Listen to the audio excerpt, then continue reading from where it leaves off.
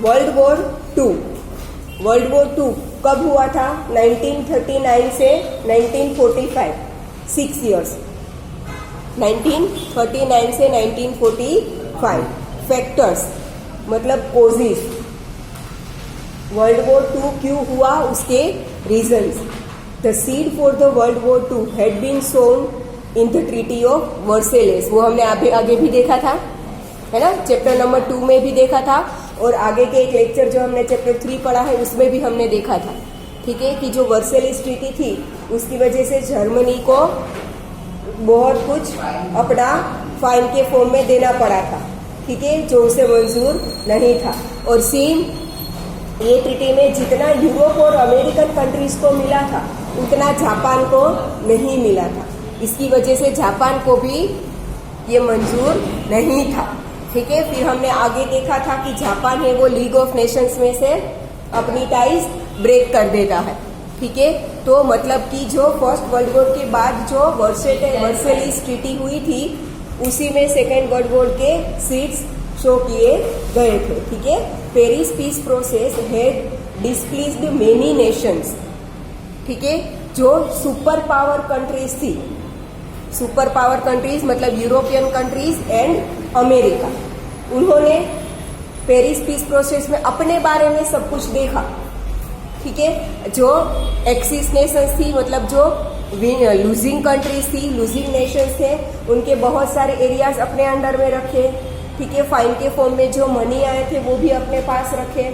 ठीक है, जिसकी वजह से सारे नेशंस थे जो प्लीज नहीं थे, मतलब कि डिसप्लीजेंट था बहुत सारे नेशंस के लिए, क्योंकि सबको इक्वल पार्ट नहीं मिला था। The events that happened after that led to the world war two, जिसकी वजह से आगे धीरे धीरे जो कुछ भी होने लगा वो क्या बना, वर्ल्ड वॉर टू का कारण बना। So dear children, let's study the factors, causes of world war two. First cause है फायर्स नेशनलिज्म। फायर्स नेशनलिज्म बड़ा मतलब जो अभी थोड़ी देर पहले हमने देखा कि जो वर्सेलिस ट्रीटी थी उसमें बहुत सारे नेशंस जो सुपर पावर थे उन्होंने अपने लिए सब कुछ रख लिया, बाकी छोटे नेशंस को कुछ भी दिया नहीं था, चाहे वो विनिंग कंट्रीज थी फिर भी। ठीक है, after the first world war fierce nationalism developed in Germany, Japan and Italy. हमने देखा था कल, जर्मनी में भी जो हुआ था उसकी वजह से वहां की जो पब्लिक थी वो क्या थी, उसकी गवर्नमेंट से खुश नहीं थी, जिसकी वजह से अलग अलग लीडर्स सामने आने लगे। ठीक है, लीडर्स अलग अलग सामने आने लगे तो एक ही कंट्री के अंदर अलग अलग ग्रुप के बीच में क्या होने लगा, झगड़ा होने लगा। ठीक है, सेम इटली में हुआ था। ठीक है, हिटलर ने अपना रूल जमा दिया जर्मनी में। ठीक है, और सिर्फ नाजी ही रहने चाहिए, बाकी सारे लोगों को वो निकालने लगा और ना निकले तो मारने लगा। ठीक है, सेम जापान में भी हुआ था, जापान में भी लीग ऑफ नेशंस के साथ अपनी टाई ब्रेक कर दी। ठीक है, तो Germans could never forget and overcome the treaty of Versailles, क्योंकि उनके साथ ही सबसे ज्यादा जो था वो अनफेथफुल था। ठीक है, जर्मनी के साथ ही। Consequently Hitler captured some provinces of Austria and Czechoslovakia. ठीक है, हिटलर ने जब अपना आधिपत्य जर्मनी के ऊपर जमाया, ठीक है, हिटलर जर्मनी का जो रूरल था उसकी डेथ हो गई। उसके बाद हिटलर ने बिना कोई इलेक्शन के मतलब कुछ जीता भी नहीं था। ठीक है, फिर भी जैसे कंट्री पूरी उसकी ही हो वैसे वो उस पर रूल जमाने लगा था। ठीक है, उसके बाद उसने एस्ट्रिया और चेकोस्लोवेकिया के कुछ पार्ट्स को अपने अंडर जर्मनी में ही ले लिया था। Following his Nazi philosophy that Germans must get all those provinces where Germans were staying. ठीक है, जर्मनी के अंडर में जो आता है वहां पे नाजी लोग ही रहने चाहिए और कोई नहीं, ऐसा उसका क्या था, नाजी फिलोसॉफी थी। Italy could not forget that it was ignored in the treaty of Versailles. ठीक है, इटली विनिंग कंट्री था फिर भी उसे ट्रीटी ऑफ वर्सेलिस में कुछ भी नहीं मिला था, जो वो भूल नहीं सकता था। Under the leadership of the fascist party Mussolini started this fierce nationalism and adopted imperialist policies, जिसकी वजह से इटली में मुसोलिनी आया। ठीक है, हमने आगे देखा था कि इटली के जो लोग थे वो अपनी गवर्नमेंट से खुश नहीं थे, तो वहां का भी जो रूरल था वो मर गया। उसके बाद मुसोलिनी ने इटली को अपने कंट्रोल में ले लिया, अपने अंडर में ले लिया। ठीक है, और पूरे कंट्री में क्या लाने लगा वो? नेशनलिज्म। मतलब ऐसा सबको समझाने लगा कि सिर्फ हमारी कंट्री ही है जो सब कुछ है। ठीक है, बाकी सारी कंट्रीज के साथ हम वॉर करेंगे, झगड़ा करेंगे और सब कुछ अपने अंडर ले लेंगे। ठीक है, बाकी सारी कंट्रीज क्या चाहती थी? पीस चाहती थी, एक दूसरी कंट्रीज के साथ वॉर ना हो ऐसा चाहती थी। जबकि इटली में फायर्स नेशनलिज्म आया मुसोलिनी की वजह से, जर्मनी में फायर्स नेशनलिज्म आया हिटलर की वजह से। ठीक है, जो लोग चाहते थे कि अपना ही आधिपत्य पूरे वर्ल्ड में हो। ठीक है, now on the other hand Japan too gave in to imperialism, thus world peace was in danger. Same Japan में भी हुआ। ठीक है, इसीलिए फर्स्ट वर्ल्ड वॉर के बाद जो वर्ल्ड पीस लाने की कोशिश की गई थी उसमें क्या होने लगा? वो कोशिश फेल होने लगी। ठीक है, नाउ ग्रुपिज्म, अलग अलग कंट्रीज में मैंने अभी बोला ग्रुप्स बनने लगे थे। Since France was always afraid of Germany after the first world war, it entered into a treaty with Belgium, Poland, Romania and Czechoslovakia. ठीक है, फ्रांस जो कि बहुत छोटा सा कंट्री है। ठीक है, वो जर्मनी, हाँ फर्स्ट वर्ल्ड वॉर में फ्रांस था वो एलिड नेशंस में था, मतलब विनिंग कंट्रीज में था, और जर्मनी है वो एक्सिस नेशंस में था, मतलब लूजिंग कंट्रीज में था। ठीक है, जर्मनी हार चुका था, फिर भी फ्रांस है वो जर्मनी से क्या था?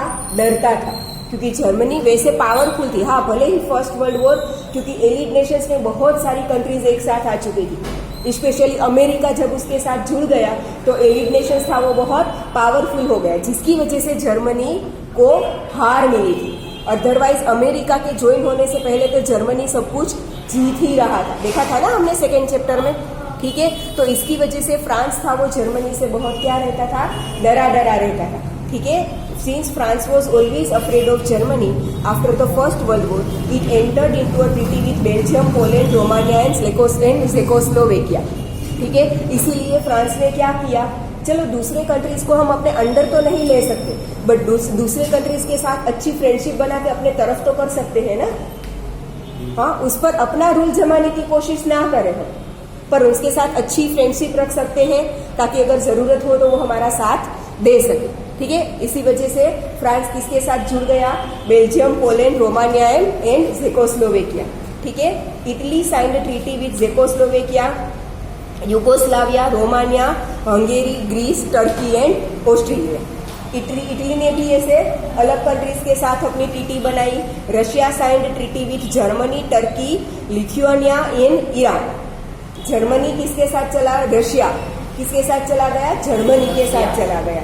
ठीक है, Italy formed the Rome Berlin Tokyo axis group with the support of Germany and Japan. Italy, Germany और जापान अब क्या हो चुके थे? सेकेंड वर्ल्ड वॉर, मतलब फर्स्ट वर्ल्ड वॉर खत्म होने के बाद जो इटली और जापान के साथ ऐसा लग रहा था उन लोगों को कि हमारे साथ क्या हुआ है? अनफेयर रहे हैं। जो एलिड नेशंस थे वो इटली और जापान भी एलिड नेशंस में था, बट बाकी सारी कंट्रीज उनके साथ अनफेयर है ऐसा उनको लगने लगा था। इसलिए इटली और जापान किसके साथ चला गया? जर्मनी के साथ चला गया। साथ में रशिया भी जर्मनी के साथ चला गया। तो जर्मनी धीरे धीरे क्या होने लगा? पावरफुल होने लगा। England and France formed another group with democratic values. Democratic values मतलब रूलर एम्पावरमेंट नहीं होना चाहिए। ठीक है, मतलब कि रूल्स जैसे कि राजा महाराजा रूल करते हैं वैसे रूल नहीं होना चाहिए। जैसे हिटलर कर रहा था, इटली में मुसोलिनी कर रहा था, वो राजा महाराजा के जैसा ही था ना। ठीक है, सारा अपने अंडर। क्या कोई भी रूल अगर कोई भी चेंज कंट्री में लाना हो, कुछ भी करना हो, उनकी परमिशन लेनी है। तो ये तो वैसा ही हो गया ना। ठीक है, जबकि यूरोप, अमेरिका, वो लोग सारे कंट्रीज कैसे थे? डेमोक्रेटिक कंट्रीज थे। ठीक है, तो यूरोप और अमेरिका डेमोक्रेटिक कंट्रीज की जो सारी थी उनके साथ अपना ग्रुप बनाने लगा। Germany signed a non aggressive treaty with Russia. Non aggressive treaty, non aggression treaty with Russia मतलब कि जर्मनी और रशिया ने एक ट्रीटी साइन की जिसमें उन लोगों ने ये साइन किया था नॉन अग्रेशन, मतलब कि हम कुछ भी हो जाए एक दूसरे के साथ लड़ेंगे नहीं। ठीक है, अगर जर्मनी के ऊपर अटैक होता है तो रशिया उसका फुल सपोर्ट करेगा जर्मनी को। ठीक है, और रशिया पर किसी का अटैक होता है तो जर्मनी उसको फुल सपोर्ट करेगा, दोनों हमेशा साथ में रहेंगे। नॉन अग्रेशन ट्रीटी का मतलब ये है, ठीक है, कि हमेशा दोनों एक साथ रहेंगे, एक दूसरे के साथ कभी वॉर नहीं करेंगे। ठीक है, thus a whole atmosphere of fear spread in the whole world. This factor too gave an impetus to the world war. ठीक है, इसे देखें तो पूरा वर्ल्ड है वो ग्रुप्स में डिवाइड हो गया था, थोड़े कंट्रीज का एक ग्रुप अलग से, थोड़े कंट्रीज का एक ग्रुप। ठीक है, तो ऑब्वियसली एक ग्रुप में जो कंट्रीज थे वो दूसरे ग्रुप के साथ जुड़ना नहीं चाहते थे, तो उन दोनों के साथ क्या होने लगा था, वॉर जैसा एटमॉस्फेयर क्रिएट होने लगा था। ठीक है, जिसकी वजह से वर्ल्ड वॉर स्टार्ट हो गया। मिलिटारिज्म मतलब कि कंट्रीज अपना मिलिट्री सपोर्ट बढ़ाने लगे थे। तुम नहीं,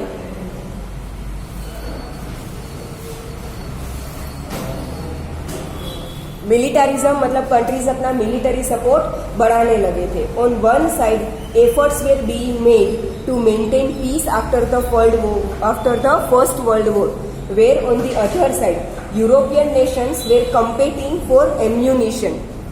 ठीक है, फर्स्ट वर्ल्ड वॉर के बाद सारी कंट्रीज ऐसा ट्राई कर रही थी कि पीस मेंटेन हो। हाँ, इटली, जर्मनी और जापान को छोड़ के। ठीक है, जापान भी चाहता था, मेनली इटली और Germany, Mussolini and Hitler, Italy Mussolini and Hitler Germany. ठीक है, इन दोनों कंट्रीज के अलावा सारी कंट्रीज ऐसा चाहते थी कि वर्ल्ड वॉर के बाद पीस मेंटेन हो, पर ये हो सका नहीं। The production of more and more weapons increase in all European Nations. ठीक है, यूरोपियन नेशंस भी पीस चाहते थे, पर अंदर अंदर अपनी कंट्री के अंदर अंदर वो अपना क्या करने लगे थे, मिलिट्री सपोर्ट इंक्रीज करने लगे थे। ठीक है, इंक्रीज ऑल मोर वेपन्स, वो लोग अपना क्या करने लगे थे, वेपन्स ज्यादा से ज्यादा बनाने लगे थे। एक साइड वो ऐसा बोल रहे थे कि पीस मेंटेन होना चाहिए, सारी कंट्रीज को दिखा रहे थे कि हम भी पीस चाहते थे।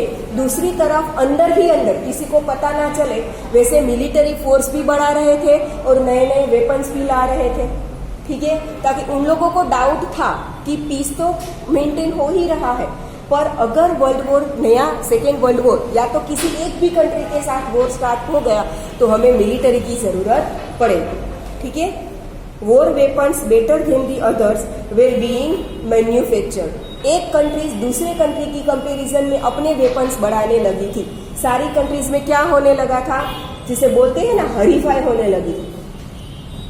ठीक है, एक दूसरे के साथ वो क्या करने लगे थे, कंपटीशन करने लगे थे कि अपनी कंट्री के पास उस कंट्री से ज्यादा वेपन्स होने चाहिए, इस कंट्री के पास ज्यादा वेपन्स होने चाहिए। ठीक है, ऐसा सब कुछ होने लगा था। Some nations like Russia and Germany began compulsory military training। Russia और जर्मनी में क्या हो गया कि यूथ पावर जो है उनके पास कंपल्सरी मिलिट्री ट्रेनिंग होनी चाहिए। ठीक है, all nations began inducting more men into Navy, Air Force and Army। सारी कंट्रीज में धीरे धीरे ऐसा होने लगा। सारी कंट्रीज अपने जो मेन थे, मतलब यूथ पावर था, सबको या तो नेवी में या तो एयरफोर्स में या तो आर्मी में लगाने लगे। मतलब और कुछ नहीं सोच रहे थे, बस आर्मी आर्मी और आर्मी। ठीक है, in the east Japan increased it's military force. Finally, the World War II had been declared when even England and France tried to equip themselves with war weapons. East में Japan अपना military support बढ़ाने लगा था, waste में European countries अपना military support बढ़ाने लगा था, नॉर्थ में रशिया अपना मिलिट्री सपोर्ट बढ़ाने लगा था। हर साइड देखो तो ये स्टार्ट हो गया था। ठीक है, नीचे साउथ में जो अफ्रीकन कंट्रीज थी, ऑस्ट्रेलियन और अफ्रीकन कंट्रीज, वो कुछ शांत बैठी थी। ठीक है, बाकी वेस्ट, ईस्ट और नॉर्थ, ये सारी कंट्रीज तो अपने वेपन्स और मिलिट्री सपोर्ट बढ़ाने ही लगे थे, जिसकी वजह से धीरे धीरे वर्ल्ड वॉर II स्टार्ट होने लगा। Failure of the league of Nations.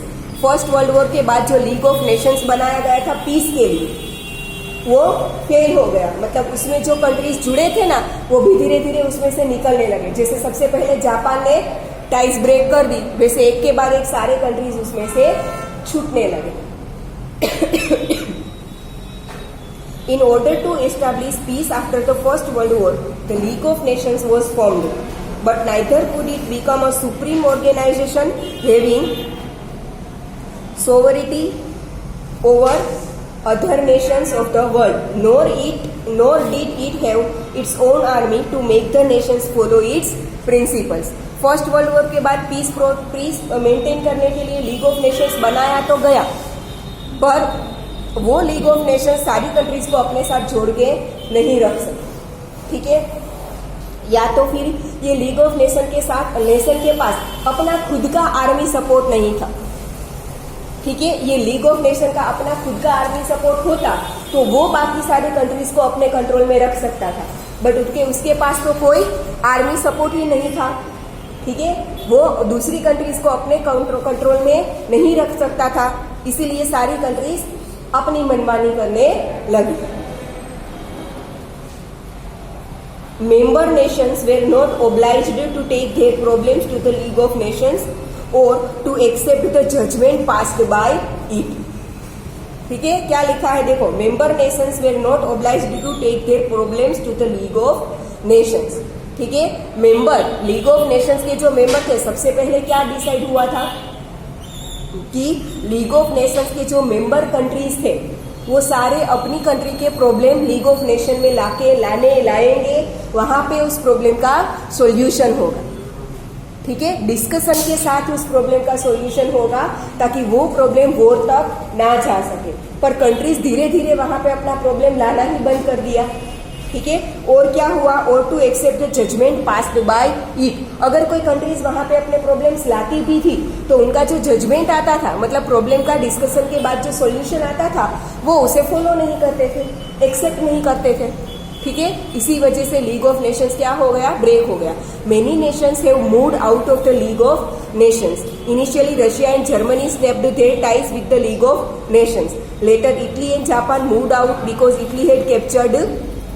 सबसे पहले रशिया एंड जर्मनी निकल गया, उसके बाद इटली एंड जापान निकल गया because Italy had captured Abyssinia, Japan had attacked Manchuria, Germany had snatched away some provinces of Czechoslovakia. ठीक है, इटली ने कौन से कंट्री को कैप्चर कर लिया, एबिसिनिया को। जापान ने मंचूरिया पर अटैक किया, जर्मनी ने जेकोस्लोवेकिया के थोड़े पोर्शन को अपने अंडर ले लिया। Still the league of Nations could do nothing. फिर भी लीग ऑफ नेशंस कुछ नहीं कर पाई क्योंकि लीग ऑफ नेशन के पास अपने पास कोई आर्मी सपोर्ट नहीं था। हाँ, लीग ऑफ नेशन में जो कंट्रीज थी वो कंट्रीज का अपना अपना था, पर वो लीग ऑफ नेशंस के नाम पर नहीं था, कंट्री का खुद का था। तो वो अपना आर्मी सपोर्ट सामने वाली कंट्रीज के सामने नहीं लेके जा सकती थी, वरना ऐसा लगेगा कि दोनों कंट्रीज के बीच में वॉर हो रहा है, लगेगा ना। ठीक है, वो कंट्री अपना आर्मी लीग ऑफ नेशन को नहीं दे सकती, वरना सबको ऐसा लगता कि वो कंट्री है वो सामने वाली कंट्री के ओपोजिशन में है। ठीक है, नाउ जर्मनी है snatched away some provinces of Czechoslovakia. Still the League of Nations could do nothing. The greed for power amongst several nations became stronger in the League of Nations. It could not stop groupism. This was the biggest failure of the League of Nations. सारे countries थे वो दूसरी countries पर अपना power लाना चाहते थे। सब ऐसा सोचते थे कि अपना पावरफुल अपना जो एरिया है वो बढ़ाया जाए और सारी कंट्रीज को अपने पावर के अंडर में लाया जाए। ठीक है, सबका ये माइंडसेट हो चुका था। ठीक है, जिसकी वजह से क्या होने लगा था, वॉर होने लगा था। एक कंट्रीज जो थोड़ी पावरफुल होती थी वो अपनी नेबर की वीक कंट्री को अपने अंडर में ले लेती थी और अपना पावर उस पर थोप रही थी। ठीक है, जिसकी वजह से लीग ऑफ नेशंस क्या हो गया, फेल हो गया। Next, treaty of Versailles. Main reason, world war 2 का मेन रीजन तो यही है, ट्रीटी ऑफ वर्सेलिस, क्योंकि उसी में इटली, जर्मनी, जापान के साथ क्या हुआ था, अनफेयर हुआ था, जिसकी वजह से ही ग्रुपिज्म आने लगा था। ठीक है, The Treaty of Versailles got its form in the Paris peace process at the end of the First World War. Since Germany was found responsible for the war, it had to pay 6.5 billion pound as war fine. Germany को according to Versailles treaty Germany को कितना fine देना पड़े था? 6.5 billion pound. Its Ruhr province was taken away. Ruhr province एक area वो ले लिया गया था. Rhine river had to be open for international sea route. ये हमने चैप्टर रूट 2 में देखा था, याद हो तो. ठीक है, राइन रिवर है. ऑब्वियसली हमारी कंट्रीज में जो रिवर्स होती है वो बाकी सारे नेशंस के लिए ओपन होती है? नहीं होती ना. ठीक है, एक कंट्री से दूसरे कंट्री में अगर वाटर रूट से जाना हो तो सी रूट ही लेना पड़ता था. ठीक है, नदी के सहारे वो जा नहीं सकते. बट जर्मनी की राइन रिवर को सी रूट के लिए ओपन कर दिया गया. मतलब ऐसा डिक्लेयर कर दिया कि ये राइन रिवर है, वो सी रूट है, कोई भी कंट्री यहाँ से निकल सकती. ऑब्वियसली जर्मनी को ये मंजूर होगा? नहीं होगा ना. हमारी कंट्री की कोई रिवर को सारे कंट्रीज के लिए ओपन छोड़ दिया जाए तो हमें मंजूर होगा? नहीं होगा. ठीक है, तो राइन रिवर को ऐसे इंटरनेशनल सी रूट के लिए ओपन कर दिया गया. Thus, such an unfair and humiliating treaty was forcibly imposed on Germany. ये जर्मनी के ऊपर फोर्सफुली अप्लाई किया गया था. The German dictator Adolf Hitler called the Treaty of Versailles as a piece of paper and announced to reject it. ठीक है, थोड़े time के लिए जब तक पुरानी गवर्नमेंट थी तब तक जर्मनी ने ये सब कुछ फॉलो किया. बट जब हिटलर रूल में आया, पावर में आया, तो हिटलर ने क्या किया कि ये वर्सेलिस ट्रीटी है तो वो तो पीस ऑफ पेपर है, सिर्फ एक कागज के ऊपर लिखा है, मैं इसे नहीं मानता. ठीक है, और सब कुछ जो दूसरी कंट्रीज के अंडर में चला गया था वो फिर से अपने अंडर में लेने लगा. ठीक है, राइन रिवर जो इंटरनेशनल सी रूट के लिए ओपन कर दिया गया था उसे भी उसने फिर से बंद कर दिया. ठीक है, now imperialistic ambition of Adolf Hitler. Hitler led the foundation of the second world war. Obviously first world war के लिए कौन जवाबदार था? Germany. Same second world war के लिए भी जर्मनी ही जवाबदार था. हिटलर, मेन तो बोले तो हिटलर, पर हिटलर कहाँ का रूलर था? जर्मनी का. ठीक है, he had a fierce nationalist and militarist nature. That's why he wished the unity, stability and prosperity of Germany at any cost. ठीक है, वो क्या था? उसका नेचर कैसा था? Imperialistic and militarist. मतलब इंपीरियलिस्ट मतलब कि सब पर अपनी हुकूमत ही जमाना.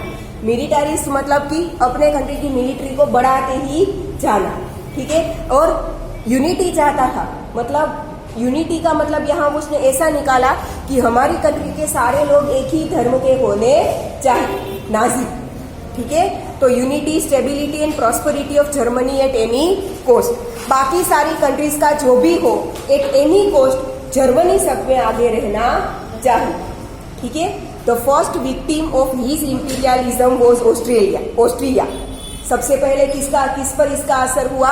ऑस्ट्रिया पर. जर्मनी का पड़ोसी कंट्री है, नेबर नेशन. ठीक है, along with German army he entered Austria on 12th March 1938. 12th March 1938 को सबसे पहले वो ऑस्ट्रिया में एंटर हुआ. On the very next day of the Munich Convention, Germany had captured Czechoslovakia 1st October 1938. ठीक है, म्यूनिच कन्वेंशन मतलब इसमें भी ऐसा था कि सारी countries, league of nation fail हो गया. उसके बाद भी बहुत सारी कंट्रीज ऐसा चाहते थी कि फिर से पीस मेंटेन हो, जिसके लिए म्यूनिच कन्वेंशन बिठाया गया था. पर म्यूनिच कन्वेंशन बिठाया गया, उसके दूसरे ही दिन जर्मनी ने जेकोस्लोवेकिया पे अटैक कर दिया. 1st October 1938. After that, it had captured the Mamal port of Lithuania in March 1939. वहीं पर वो नहीं रुका. ठीक है, आगे भी चलता गया. Thus a grand German nation was created by Hitler. जितना जर्मनी था, आजू बाजू के एरिया को वो एक के बाद एक अपने अंदर कवर करता गया, जीतता गया. तो जर्मनी एरिया वाइज क्या हो गया? बड़ा हो गया. ठीक है, तो हिटलर की मदद से ग्रैंड जर्मन नेशन क्रिएट हो गया. His imperialist policy was the main cause of the second world war. ठीक है, now German attack on Poland an immediate cause. German ने उसके बाद पोलैंड पर अटैक किया। देखो, सबसे पहले उसने ऑस्ट्रिया पर अटैक किया, छोटा सा नेशन था, कुछ बोल नहीं सका, शांत हो गया, जर्मनी के अंदर चला गया, हार गया, ठीक है। उसके बाद उसने क्या किया, जेकोस्लोवेकिया पर अटैक किया, छोटा सा नेशन था, जर्मनी के अंदर चला गया, हारने के बाद ज्यादा कुछ बोला नहीं, ठीक है। उसके बाद ममाल पोर्ट ऑफ लिथुनिया पे अटैक किया, उसका एक ममाल पोर्ट कैप्चर कर लिया, ठीक है। पूरा लिथुनिया कंट्री कैप्चर नहीं हुआ, ठीक है, उसके एक पोर्ट को कैप्चर कर लिया, शांति हो गई। उसके बाद जर्मनी ने पोलैंड पर अटैक किया, जो पोलैंड शांत बैठा नहीं, वहीं से सेकेंड वर्ल्ड वॉर स्टार्ट हो गया। सेकेंड वर्ल्ड वॉर का first war. The above mentioned causes has made the whole world to sit on a heap of ammunitions. Heap of ammunitions मतलब कि सारी कंट्रीज ऐसे कॉर्नर पर बैठी थी कि अगर कुछ भी थोड़ा सा हो जाए तो डायरेक्टली वॉर स्टार्ट होने वाला था, ठीक है। A small spark है, small spark could blow up the whole world. छोटा सा कुछ भी हो जाए तो पूरा वर्ल्ड है वो वॉर में चला जाएगा, ठीक है। ये जो ऊपर जर्मनी ने किया था, आगे हमने देखा ना, पहले किसको ले लिया आपने अंडर, ऑस्ट्रेलिया को, फिर ऑस्ट्रिया को, फिर जेकोस्लोवेकिया को, फिर लिथुनिया के पोर्ट को, ठीक है। इसकी वजह से बाकी सारी कंट्रीज कुछ बोल नहीं रही थी, ये तीनों कंट्रीज भी ज्यादा कुछ बोल नहीं रही थी, पर सबके अंदर एक गुस्सा तो भरा था, ठीक है, जिसे थोड़ा सा स्पार्क मिलने की जरूरत थी, ठीक है। A small spark could blow up the whole world, and this spark was German attack on the peaceful Poland.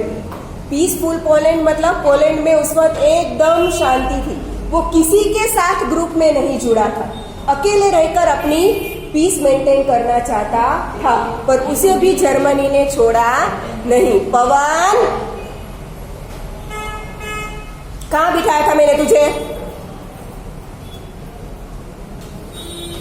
सितंबर 1, 1939, 1 सितंबर को पोलैंड पर अटैक कर दिया। Early morning, obviously early morning, अभी पूरा सूरज भी नहीं निकला होगा, अंधेरे में अटैक करेंगे तो ऑब्वियसली लोग क्या हो जाएंगे, डरने लगेंगे, ठीक है। Thus World War II had begun. Britain and France warned Germany to stop the war immediately, but Germany ignored the warning. ठीक है, ब्रिटेन एंड फ्रांस पोलैंड के सपोर्ट में था, उन्होंने जर्मनी को ऑर्डर दिया कि जितना हो सके जल्दी से ये वॉर खत्म कर दो, स्टॉप कर दो, खत्म नहीं, बंद कर दो, पर जर्मनी ने उन्हें क्या कर दिया, इग्नोर कर दिया। Hence Britain and France plunged into this war, जिसकी वजह से पोलैंड को सपोर्ट करने के लिए ब्रिटेन एंड फ्रांस पोलैंड के सपोर्ट में आ गए, जर्मनी के ओपोजिशन में, ठीक है। Consequently the war spread in the entire world, जिसकी वजह से एक के बाद एक कोई कंट्री जर्मनी के साथ जुड़ता गया। ऑब्वियसली इटली, जापान और रशिया तो जर्मनी के साथ था ही, ठीक है। तो ऑब्वियसली ब्रिटेन और फ्रांस जब पोलैंड को सपोर्ट करेंगे तो रशिया, इटली और जापान किसे सपोर्ट करेंगे, जर्मनी को सपोर्ट करेंगे, ठीक है। एक के बाद एक कंट्रीज ऐसे दो ग्रुप में बढ़ते गए और सारे लड़ाई शुरू कर दी। World war II and outline,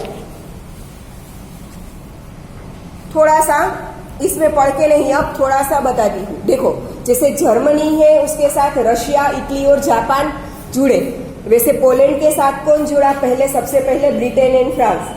धीरे धीरे सारी कंट्रीज आने लगी। ऑब्वियसली हमें पता था कि यूरोपियन कंट्रीज, मेनली इंग्लैंड, मतलब कि ब्रिटेन और अमेरिका के बीच में रिलेशंस बहुत अच्छे थे, ठीक है। तो वो पोलैंड को सपोर्ट करने के लिए ब्रिटेन के साथ जुड़ गया अमेरिका, ठीक है। और अमेरिका तब एकदम पावरफुल कंट्री था, सबसे पावरफुल कौन था, इंग्लैंड और अमेरिका, वो दोनों पोलैंड के साथ जुड़ गए।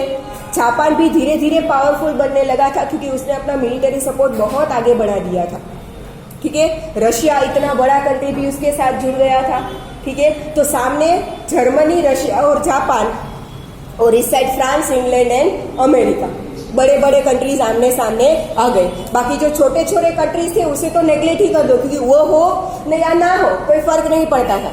ये जो आमने सामने तीन बड़ी बड़ी कंट्रीज थी, मेन तो उनका ही था, ठीक है। तो ऑब्वियसली अमेरिका और जापान आमने सामने आ गए एक दूसरे के, ठीक है। तो जापान को खत्म करने के लिए अमेरिका ने क्या किया? 2 atom bomb Hiroshima and Nagasaki पर। वो कब हुआ था? During second world war. कब हुआ था वो? During second world war. वो हुआ उसके बाद थोड़ा सा सेकेंड वर्ल्ड वॉर शांत होने लगा था, क्योंकि जापान को इसकी वजह से जो नुकसान हुआ था उसकी वजह से उसे अपनी कंट्री पर अब ध्यान देने की जरूरत थी। ठीक है, वो जर्मनी, इटली या रशिया को सपोर्ट कर सके अब उतना उसके पास पावर नहीं रहा था। ठीक है, इसीलिए वो वहां से पीछे हट गया और अपनी कंट्री के बारे में, हिरोशिमा और नागासाकी के ऊपर जो हुआ था उसके बारे में सोचने लगा। तो ऑब्वियसली सामने एक सपोर्ट निकल गया तो थोड़ा एक दूसरे पार्ट क्या होने लगे? वीक होने लगे। ठीक है, तो धीरे धीरे ऐसे वर्ल्ड वॉर 2 उसके बाद थोड़ा थोड़ा शांत होने लगा। ठीक है, वो सब हम आउटलाइन नेक्स्ट लेक्चर में देखेंगे।